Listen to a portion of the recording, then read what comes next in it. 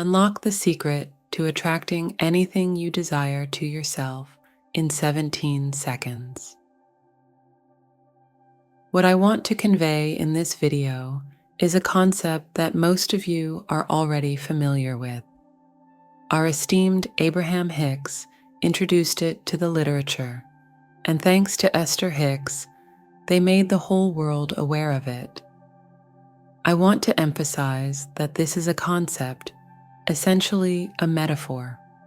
Let me explain.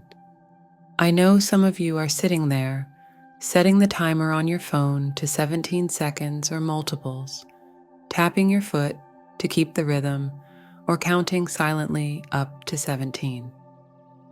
It's a bit funny because the concept of 17 seconds is turning into a purpose here instead of being a tool. Naturally, you can't focus on anything other than the 17 seconds.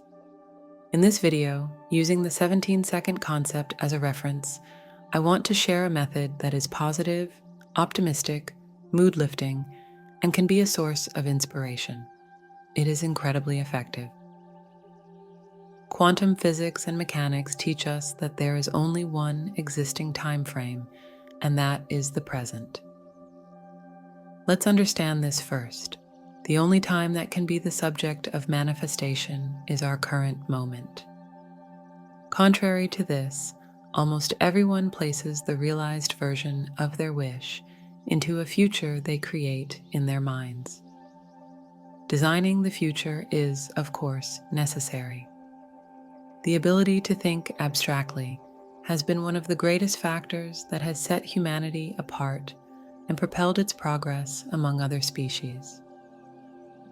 However, we need to distinguish this from the task of turning our desire into our current reality in the energetic dimension and in the now. If we desire something, we want to experience it in our current moment. However, by constantly positioning it in the future, we unintentionally engage in a form of procrastination, trying to free ourselves from this effort, consciously or unconsciously. One day I will do this job. I will improve my relationship to a better level. I will develop myself in this area. Someday in the future, I will start my own business, and so on. These are beautiful dreams, but beneath them, there is always a message of postponing for the future. They are not being lived in our present moment. The present is the only time frame that we can energetically control, although it is not even a time frame. We just say it that way for simplicity. We should live our desires' realized state in the now without shifting our eyes to the future. The key idea behind the 17-second concept is this.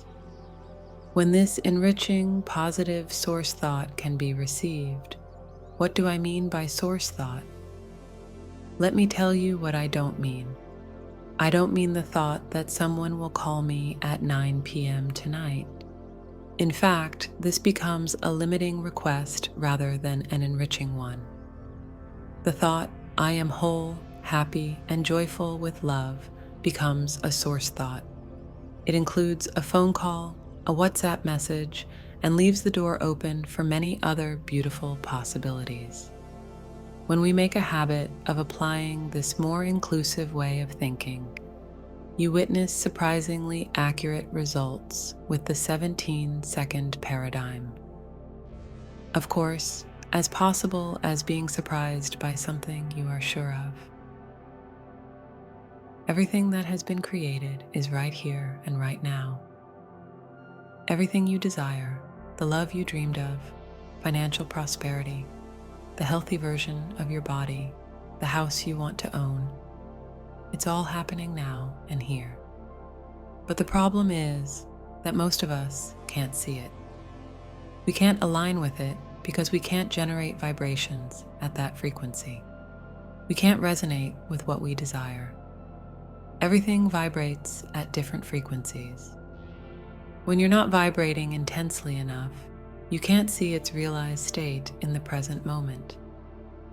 all you need to do is invite it into your life. All you need to do is open the door to it. What comes into your life is dependent on the vibration you emit, on resonance. Everything in you is vibrating, and you must first understand this. Say it out loud. I am a being vibrating with every atom of my body. I am a being vibrating with every atom of my body. Even with this simple action, you are emitting a vibration that signals awareness, and the response you receive is directly connected to what you send out. These are crucial pieces of information. Let's take a breath right here.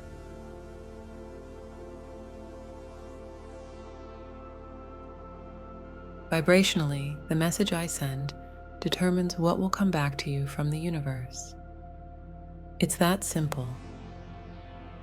You have the ability to see what you desire.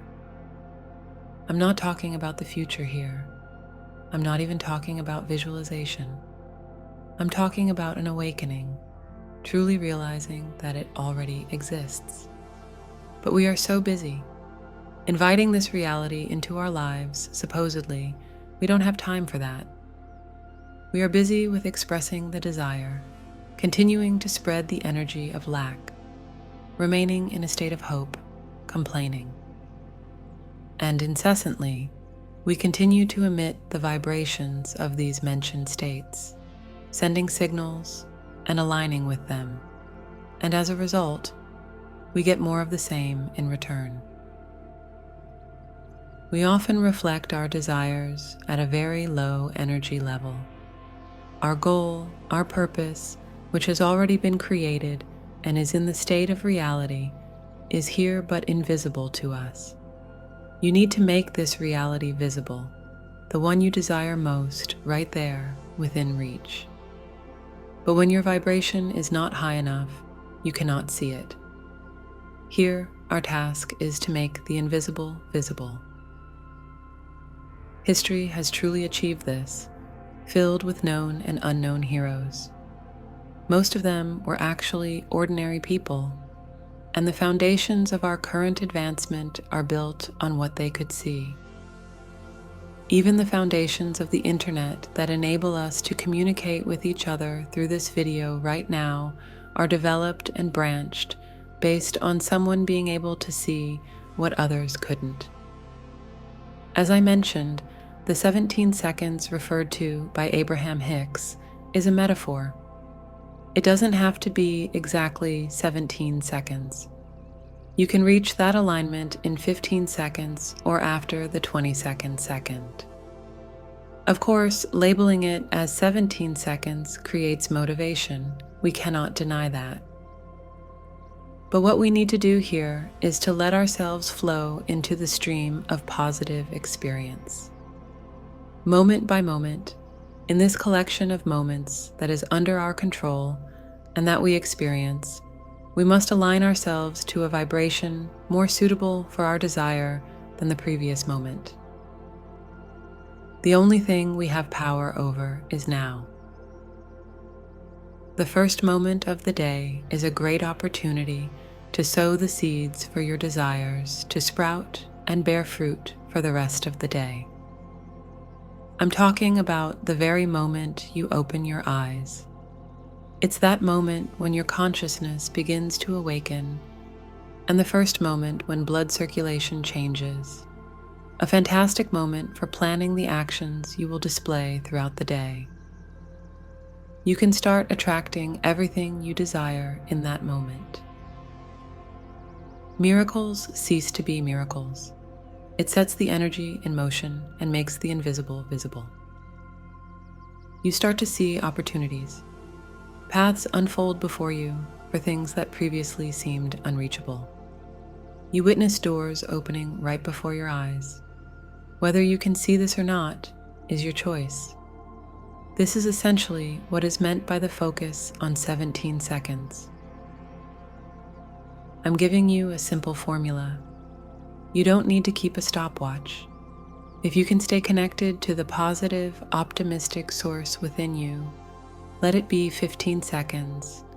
Let it be 25 seconds, even develop it into 77 seconds.